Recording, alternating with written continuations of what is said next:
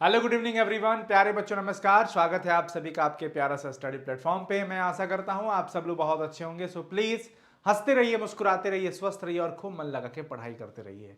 कैसे हैं आप सब लोग? देर के लिए क्षमा चाहता हूँ।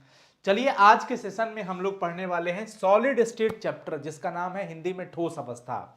प्यारे बच्चों, इस चैप्टर का पूरा एक्सप्लेनेशन आपको प्लेलिस्ट में दिख जाएगा। और फाइनली इस चैप्टर को समाप्त करने के बाद हम पहुंच चुके हैं इसके ऑब्जेक्टिव क्वेश्चन पे, जो बहुत इंपॉर्टेंट होता है।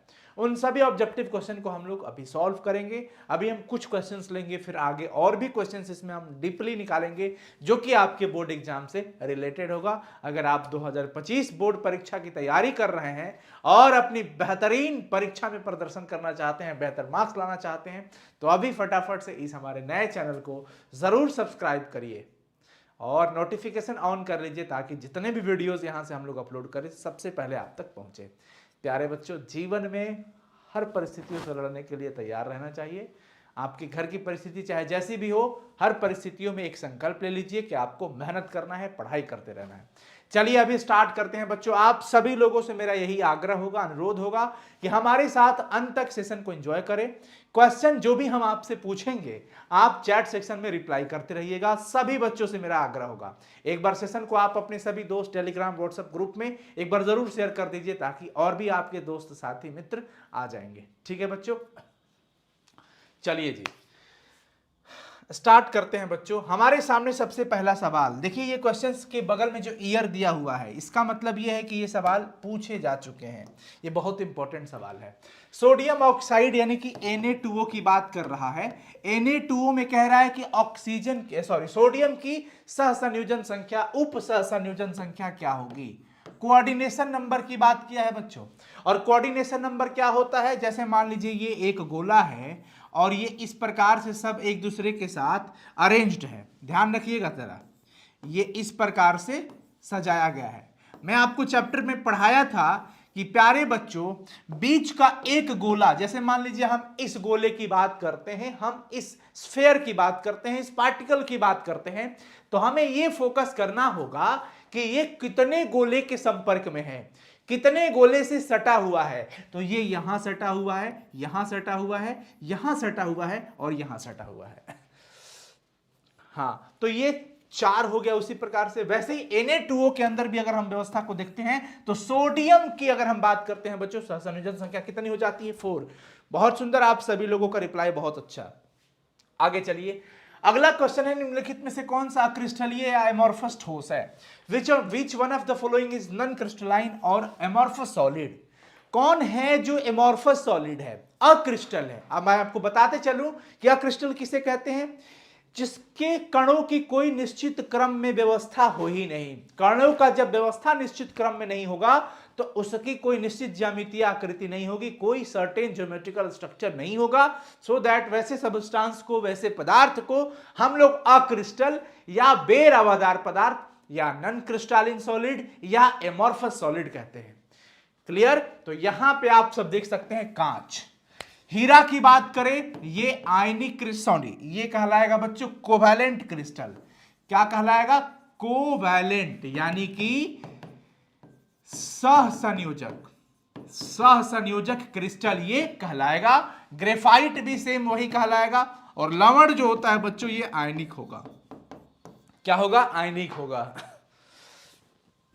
यस, चले बच्चों, रिजल्ट कब आएगा? रिजल्ट बहुत जल्द आ जाएगा, आप सबके बीच होगा। तमाम बच्चों को अग्रिम शुभकामनाएं हैं हमारी तरफ से। बच्चों का मेहनत जरूर उनके सामने होगा। अब बारी आपकी होगी अगले वर्ष के लिए, आप भी मेहनत करते रहिए। हम लोग काफ़ी प्रसन्न हैं कि बच्चे बेहतर करें, आगे बढ़े, तरक्की करें। जीवन में एक शिक्षक के लिए सबसे बड़ा पल होता है कि पूरा साल मेहनत करके हम लोग पढ़ाते हैं, और पूरे साल मेहनत करने के बाद बच्चा परिणाम लेके आता है, तो मज़ा आता है, खुशी होती है। उन सभी बच्चों को बताऊंगा कि आप धैर्य रखें, धैर्य रखे रहिए, कोई दिक्कत नहीं है। जो भी रिजल्ट होगा स्वीकार्य होगा, आप स्वीकार करिए। आपको लगता है कि, तो आप चैलेंज करने का भी मौका मिलेगा, आप जरूर करेंगे।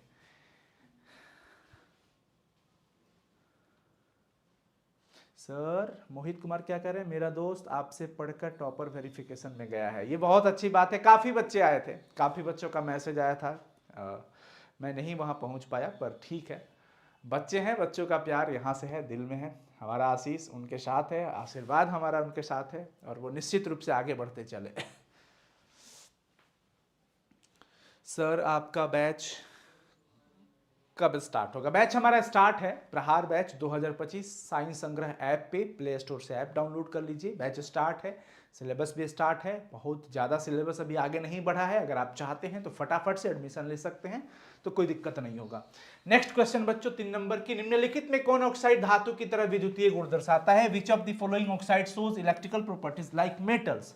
मेटल की तरह इसमें क्रोमियम का ऑक्साइड जो है ना, ये आपको दिखाता है बच्चों electrical properties, electrical properties, electrical properties यानी कि विद्युतीय गुण, यानी कि विद्युतीय गुण। ठीक है बच्चों, यस। आगे देख लो, निम्नलिखित में से कौन बेरावदार ठोस है? बेरावदार का मतलब एमॉर्फस सॉलिड। बच्चों यहां पे ध्यान रखना, ग्रेफाइट की बात कर दिया, ये सहसंयोजक हो गया, यानी कि नेटवर्क सॉलिड जिसको आप कह सकते हैं, जालक ठोस भी कह सकते हैं, कोवैलेंट अंग्रेजी में कहा जाता है। जो भी बच्चे इंग्लिश हिंदी मीडियम के होंगे उनको दोनों के लिए। अब देखिए क्रोमेलम यानी कि फिटकरी वाला हो गया जिसमें आयन होता है, ये आयनिक हो गया। अब भैया सिलिकॉन कार्बाइड कोवैलेंट हो जाएगा यानी कि सहसंयोजक हो जाएगा। क्या हो जाएगा बच्चों? सहसंयोजक, क्योंकि ये इलेक्ट्रॉनों की साझेदारी कर लेते हैं। अब आप देख रहे हैं क्वार्ट्ज ग्लास, देखो क्वार्ट्ज ग्लास दिख जाए ना, क्वार्ट्ज कांच दिख जाए तो ये अक्रिस्टल होता है बच्चों। ये क्या होता है? अक्रिस्टल यानी कि एमॉर्फस सॉलिड, एमॉर्फस सॉलिड। तो अपना राइट आंसर क्या हो जाएगा? Option B. नेक्स्ट देख लीजिए, निम्नलिखित में से कौन अक्रिस्टलीय ठोस है? अब अक्रिस्टल की बात कर दिया, इसमें भी एमॉर्फस सॉलिड, इसमें भी बात कर दिया। ग्रेफाइट क्रिस्टल होता है, हीरा क्रिस्टल होता है और कांच अक्रिस्टल है। तो कांच क्या हो जाएगा? अक्रिस्टल। अलग अलग प्रकार से ये सब क्वेश्चन बराबर पूछे जाते हैं। देखिए ये क्वेश्चन जो है 2020 में पूछा है, अब देखिए ये 2017 में पूछा है, ये 2020 में पूछा है, और ये भी सवाल आप देखिए 2020 का पूछा हुआ है। ये भी 2020 में पूछा है कि HCP यूनिट सेल में परमाणुओं की संख्या कितनी होती है? HCP यानी कि हम इसको कहते हैं, H से हो गया बच्चों हेक्सागोनल, और C से हो गया क्लोज, और P से हो गया पैकिंग। तो hexagonal close packing, hexagonal close packing में number of atoms, number of atoms यानी कि बच्चों परमाणुओं की संख्या की बात करें, प्रति HCP में परमाणुओं की संख्या की अगर हम बात करें तो ये नंबर 6 आता है। कितना आता है? 6 आता है। अगर हम कोऑर्डिनेशन नंबर की बात करें यानी कि समन्वयन संख्या या उपसंयोजन संख्या की बात करें, पूछेगा आपसे, तो ये ध्यान रखिएगा ये कितना होता है? 12। अगर आपसे इसकी पैकिंग की एफिशिएंसी पूछेगा, पैकिंग की एफिशिएंसी, एफिशिएंसी यानी कि ये आपसे पैकिंग की प्रगुणता पूछेगा बच्चों, पैकिंग की प्रगुणता या कह लीजिए संकुलन क्षमता, ये हो जाता है 74% पैकिंग रहता है। अब इसमें रिक्ति की बात हो कि खाली जगह कितना होगा, वॉइड कितना होगा, तो ये आपको बताना होगा 26%। क्यों? क्योंकि 74% जगह तो भर चुका है, तो खाली कितना बचा है? 26। ये बिल्कुल ध्यान रखना है। HCP से रिलेटेड सारी चीजें आपके सामने हैं। हेक्सागोनल क्लोज पैकिंग में कुल परमाणु की संख्या 6 होती है, समन्वयन संख्या 12 होता है, पैकिंग 74% FCC की तरह, और रिक्ति इसमें 26%। नंबर ऑफ एटम कितना बता दीजिएगा? नंबर ऑफ एटम कितना बता दीजिएगा? 6, ऑप्शन बी। क्लियर है बच्चों? क्लियर है? बहुत सुंदर। आगे, निम्नलिखित में से कौन लौह चुंबकत्व दर्शाता है? हम सिर्फ ABCD नहीं कराते हैं, हमारा एक ये मकसद होता है कि बच्चों को हम भले 10 क्वेश्चन पढ़ाएं, जेन्युइन तरीके से उसको समझाएं एक एक चीजों को। ठीक है बच्चों?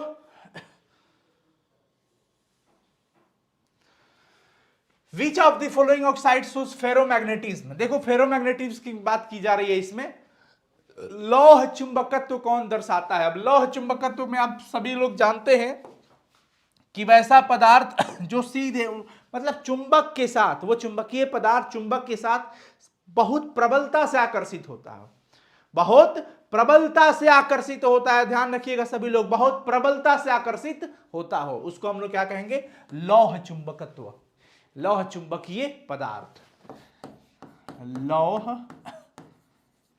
चुंबकीय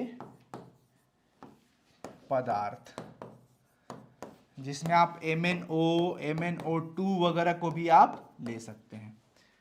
ठीक है ना। नेक्स्ट देख लीजिए, कौन निम्नलिखित में से क्रिस्टलीय ठोस है?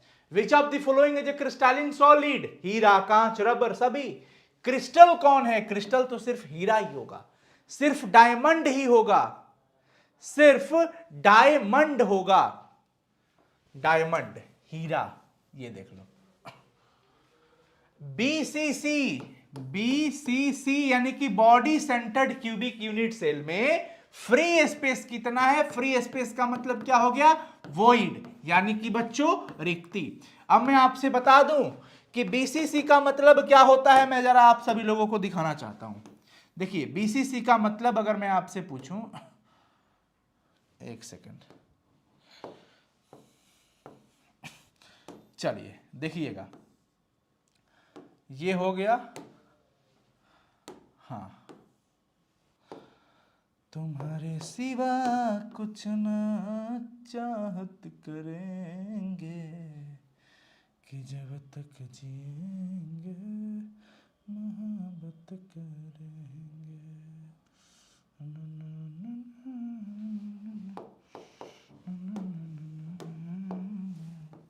ये देखो बच्चों, हमें बनाना है यूनिट सेल। हमें क्या बनाना है बच्चों? Unit cell. और बीसीसी क्या कहता है?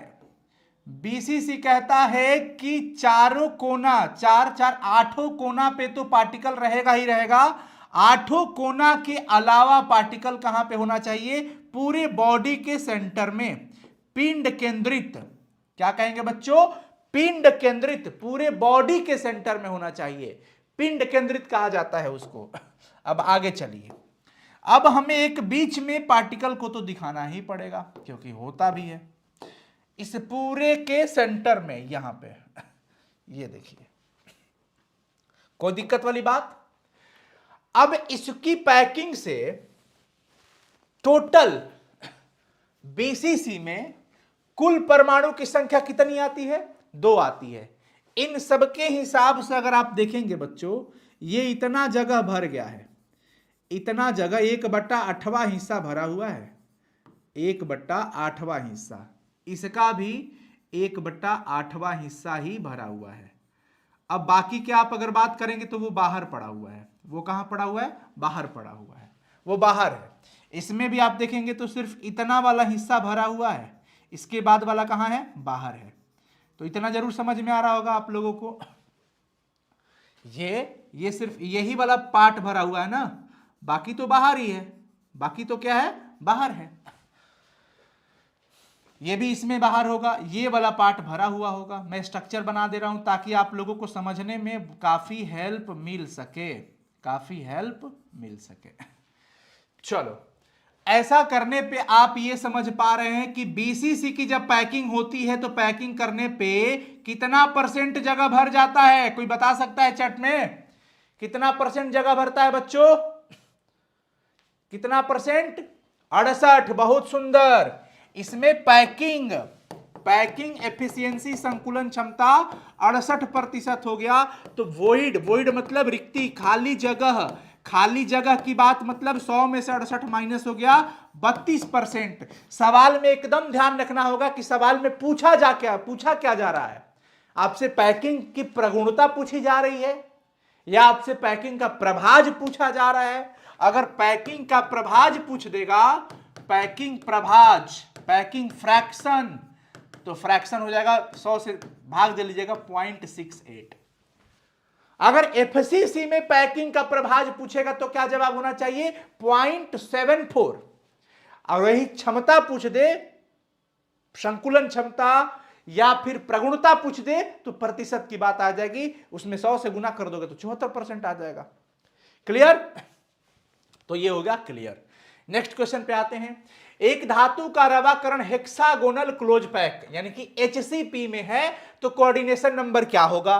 देखिए मैं अभी तुरंत आपको पढ़ाया था कि बच्चों जब भी बात HCP की आएगी, HCP के लिए कोऑर्डिनेशन नंबर कितना होता है भैया जी? 12। हमेशा ये बात ध्यान रखना है। अब चाहे FCC हो उसके लिए भी 12, CCP हो तो उसके लिए भी 12। तो यहां पे हमारा जवाब क्या हो जाएगा? 12। नेक्स्ट क्वेश्चन पे चलते हैं। निम्नलिखित में से कौन से जोड़े में क्रमशः चतुष्फलकीय वोइड और अष्टफलकीय वोइड होता है? इस वोइड का मतलब यही वाला वोइड है, VOID, जिसको हम लोग खाली जगह कहते हैं अथवा रिक्ति कहते हैं। क्या कहते हैं बच्चों? रिक्ति कहते हैं। निम्नलिखित में से कौन से जोड़ी में चतुष्फलकीय और अष्टफलकीय रिक्ति आती है? चतुष्फलकीय और अष्टफलकीय रिक्ति तब आती है जब आपकी पैकिंग HCP अथवा CCP की तरह होगा तब। तो HCP और CCP में ही मिल सकता है, HCP और CCP में ही मिल सकता है।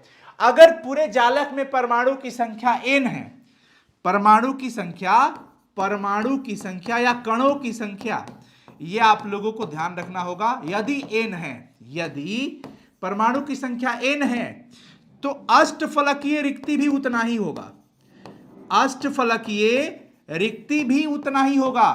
अष्टफलकीय रिक्ति कितना हो जाएगा? n हो जाएगा। अगर ये 4 तो ये भी 4। लेकिन चतुष्फलकीय रिक्ति जब पूछेगा तो ये दोगुना होता है। ये स्ट्रक्चर बना करके पाया गया है चतुष्फलकीय, इसका दोगुना यानी कि 2n हो जाएगा। यदि किसी जालक में, क्रिस्टल में परमाणु की संख्या 4 है तो बताइए उसमें चतुष्फलकीय रिक्ति कितनी होगी? चतुष्फलकीय इसका दोगुना, तो 4 दूनी 8 हो जाएगा। याद रखना है, चतुष्फलकीय रिक्ति बनाने में 4 गोले जुड़ते हैं, 4 गोलों की सहायता से ये बनता है, और अष्टफलकीय 6 गोले की सहायता से बनता है। ताप एवं विद्युत का सबसे अच्छा चालक की अगर हम बात करें तो ग्रेफाइट होता है।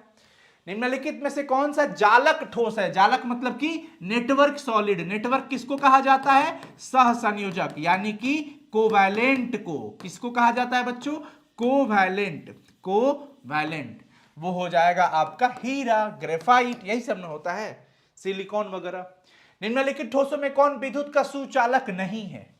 विद्युत का सुचालक कौन नहीं है? Which of the following solids is not an electrical conductor? अगर आप देख लीजिए I2 तो बिल्कुल नहीं होगा, ठीक है, I2 भी नहीं होगा, और H2O सॉलिड रूप में है तो वो भी नहीं होगा। ये कहीं पे है ऑप्शन, इसका थोड़ा देखना पड़ेगा। ये 1 2 हो गया है, ये 3 हो गया, ये फिर जबकि 1 2 3 4 होगा तो इसके ऑप्शन पे बच्चों यहाँ पे ये वाला थोड़ा सा घेरे में है, इसको हम करेक्शन करके PDF अपलोड करा देंगे। निम्नलिखित में से कौन सा आयनिक ठोसों का विलक्षण नहीं है? Which of the following is not the characteristic of ionic solid? Ionic solid से रिलेटेड कौन सा स्टेटमेंट नहीं है? गलित अवस्था में विद्युत चालकता बहुत कम होता है, ये गलत बात है। गलित अवस्था में तो उसकी विद्युत चालकता बहुत ज्यादा होती है, गलित अवस्था में ये विद्युत चालकता होता है, ये नहीं, ये गलत बात है, ये नहीं होता है। भंगुर होता है। क्या होता है? भंगुर होता है। आयनिक ठोस भंगुर होता है। आयनिक ठोस क्या होता है? भंगुर होता है। अभिलक्षण नहीं है। हाँ, तो यही तो है हमारा, ये तो होता ही नहीं है। अपना सही जवाब यही है, जो गलत था, जो स्टेटमेंट गलत था यही नहीं है हमारा सही जवाब, क्योंकि ये भंगुर होता है, अत्यधिक प्रबल बल लगा होता है, विषमदैशिक होता है, क्योंकि क्रिस्टल है। तो ये तीनों होते हैं क्रिस्टल में, आयनिक क्रिस्टल में ये तीनों नेचर होता है। ब्रिटल नेचर होता है, वेरी स्ट्रॉन्ग फोर्स लगा होता है, एनिसोट्रॉपिक होता है नेचर में। लेकिन पूछ रहा है कौन नहीं है? Which of the following is the not the characteristic, not the, यानी कि ऑप्शन ए हो जाएगा बच्चों, ऑप्शन ए। अगला, निम्नलिखित में से कौन से ऑक्साइड का विद्युत सुचालक अथवा विद्युत रोधी होना ताप पर निर्भर करता है? टेम्परेचर पे डिपेंड करना। ये बेसिकली जो सेमीकंडक्टर होते हैं बच्चों, बेसिकली उनका ये हो जाता है। तापमान बढ़ाने पर, सेमीकंडक्टर का तापमान बढ़ाने पर विद्युत चालकता बढ़ जाती है। तो जो सेमीकंडक्टर होते हैं, सेमीकंडक्टर का मतलब क्या हो गया? अर्धचालक। क्या हो गया? अर्धचालक। अगला, किसी शुद्ध क्रिस्टल में जालक स्थल किसके द्वारा अध्यासित नहीं हो सकता? The lattice site in a pure crystal can not B occupied by. देखो बच्चों, मैं हमेशा कहता हूं कि जो कण होते हैं वो कण क्या क्या हो सकता है? ये अणु हो सकता है, यानी कि मॉलिक्यूल हो सकता है। परमाणु हो सकता है यानी कि एटम हो सकता है, आयन हो सकता है, क्या हो सकता है, आयन, IEON, इसके अलावा कुछ नहीं, ION। अणु हो सकता है, आयन हो सकता है, परमाणु हो सकता है, क्या नहीं हो सकता, वो होगा इलेक्ट्रॉन। इलेक्ट्रॉन नहीं हो सकता। क्या नहीं हो सकता बच्चों, इलेक्ट्रॉन नहीं हो सकता। इलेक्ट्रॉन नहीं हो सकता, तो हमारा सही जवाब सी हो जाएगा। ग्रेफाइट को किस रूप में आप वर्गीकृत नहीं कर सकते हैं, graphite can not be classified as.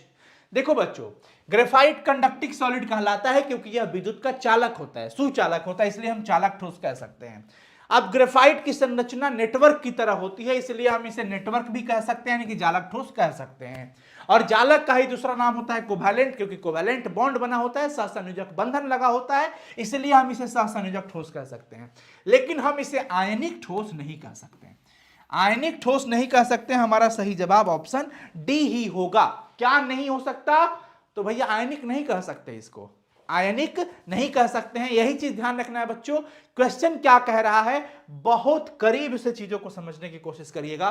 एक बार फिर से वापस कहूंगा, पहली बार आए होंगे तो सब्सक्राइब कर लीजिएगा। कहना पड़ रहा है क्योंकि नया प्लेटफॉर्म है, पुराना वाला जो 1 मिलियन का था, है ना, तो वो आप सभी जानते ही हैं, अभी हमारे पास नहीं है, बट स्टिल जो हमारे पास है उसे आप लोग प्यार दीजिए, शेयर करिए, खूब मन लगा के पढ़िए, यही सबसे बड़ी आप सबके लिए, हमारे लिए वो होगा। ठीक है बच्चों,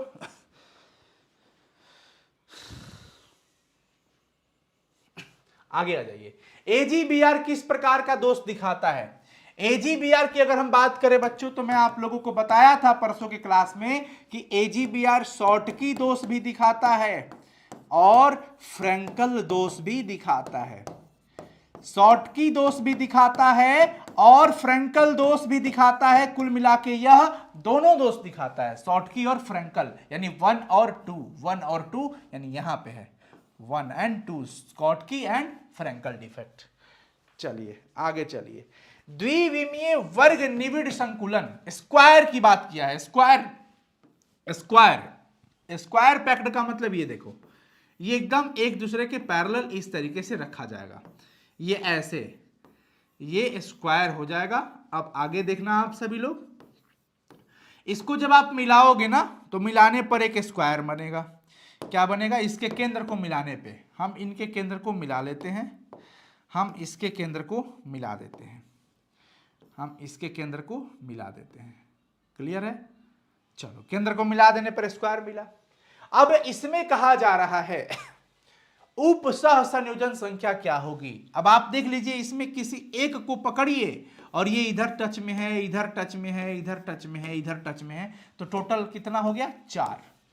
कितना हो गया बच्चों, 4 हो जाएगा, ऑप्शन सी, वेरी नाइस। अगला, निम्नलिखित में से किस दोष को विस्थापन दोष भी कहते हैं। किस प्रकार के दोष को आप डिसलोकेशन दोष कहते हैं, विस्थापन दोष कहते हैं। याद होगा, मैं आप सभी को बताया था कि प्यारे बच्चों, जब क्रिस्टल जालक से समान संख्या में धनायन और ऋणायन गायब हो जाते हैं, when equal number of cations and anions are vanished from the crystal lattice, then the defect is known as Schottky defect, यानी कि उस प्रकार के दोष को शॉर्टकी दोष कहते हैं। लेकिन जब क्रिस्टल जालक में जो छोटा वाला आयन होता है, वो केटायन जिसे हम धनायन कहते हैं, वो जालक से बाहर नहीं निकलेगा, अपना स्थान छोड़ करके इंटरस्टियल साइट्स में, यानी कि अंतरालीय स्थान में जो बीच का गैप जगह रहता है, कहीं पे भी अपना रास्ता ढूंढ के वहां जाके फंस जाता है। ठीक है, तो उस प्रकार में क्या हुआ, स्थान ही चेंज हो गया। एक होता है गायब हो जाना, गायब होने में स्थान चेंज नहीं हो, तो बिल्कुल भाग ही गया, वो तो जालक को ही छोड़ दिया, वो तो क्रिस्टल जालक को ही छोड़ दिया। अभी जो हम बात कर रहे हैं डिसलोकेशन की, तो वो फ्रैंकल डिफेक्ट में आएगा। किसमें आएगा बच्चों, फ्रैंकल डिफेक्ट में जाएगा।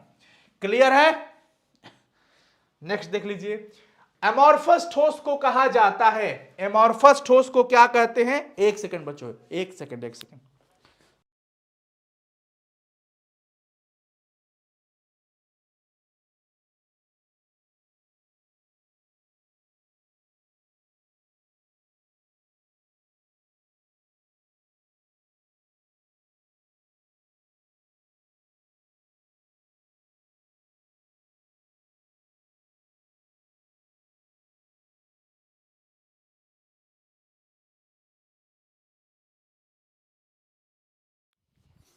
हाँ जी बच्चों, तो चलते हैं।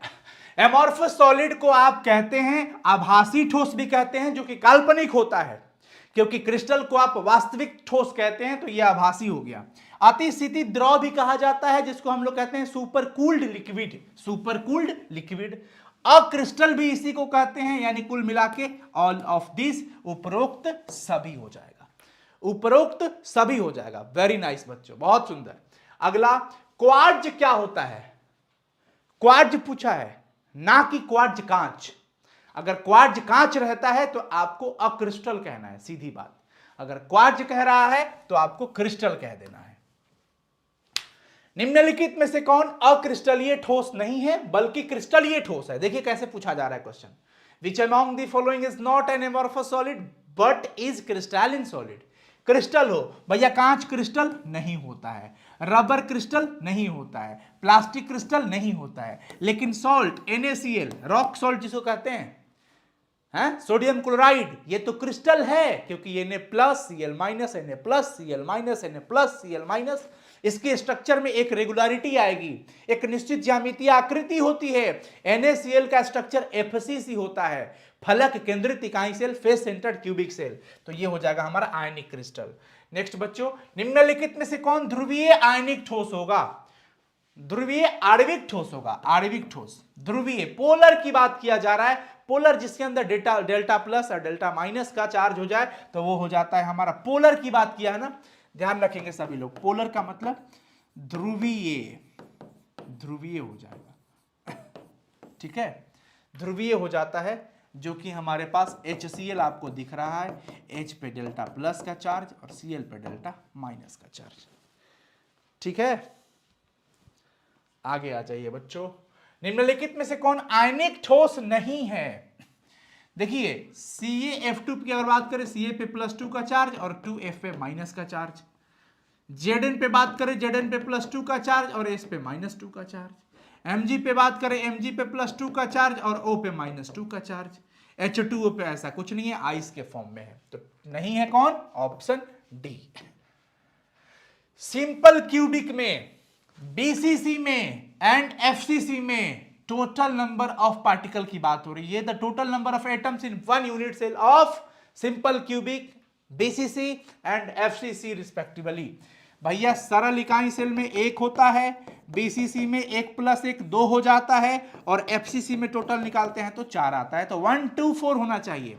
रिस्पेक्टिवली की बात किया है क्रमशः, यानी यहां पे पहले सिंपल क्यूबिक पूछा है तो पहले हम 1 लिखेंगे, फिर BCC लिखा है तो 2 लिखेंगे, और फिर FCC लिखा है तो 4 लिखेंगे, यानी कि 1 2 एंड 4।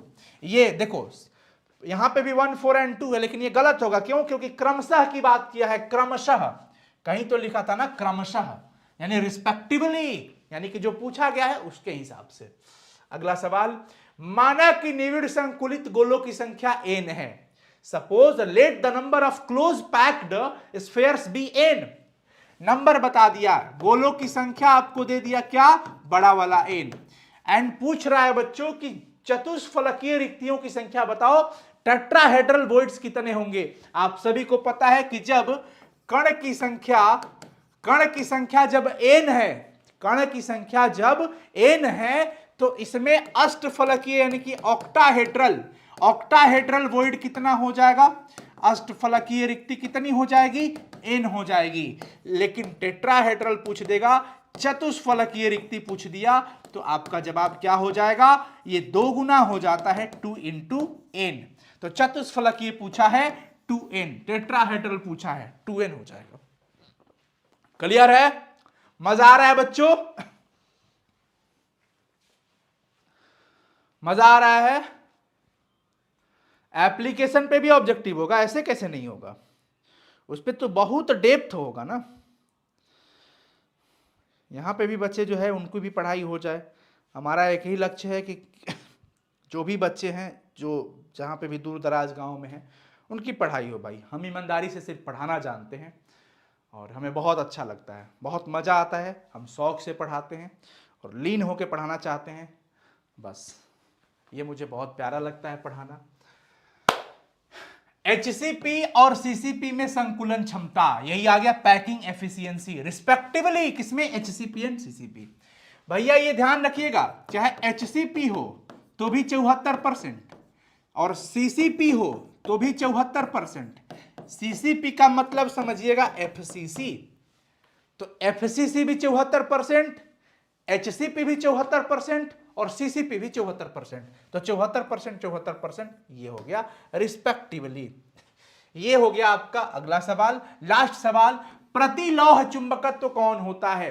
प्रतिलौह चुंबकत्व की बात कर दिया है, फेरोमैग्नेटिज्म जिसमें MnO और MnO2 आता है। मैं आप लोगों को, ये एंटी फेरोमैग्नेटिज्म है, ठीक है ना, एंटी फेरोमैग्नेटिज्म। हमने एक जगह पे कहीं लगता है,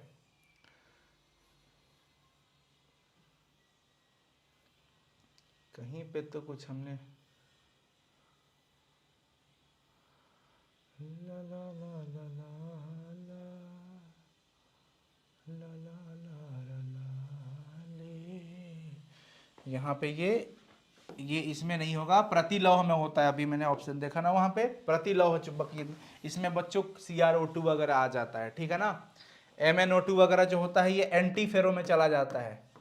ये कहाँ चला जाता है? एंटी फेरो में। देखो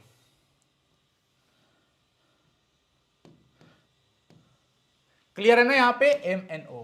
तो प्यारे बच्चों, आज के सेशन में 30 क्वेश्चंस कंप्लीट हुआ हमारा।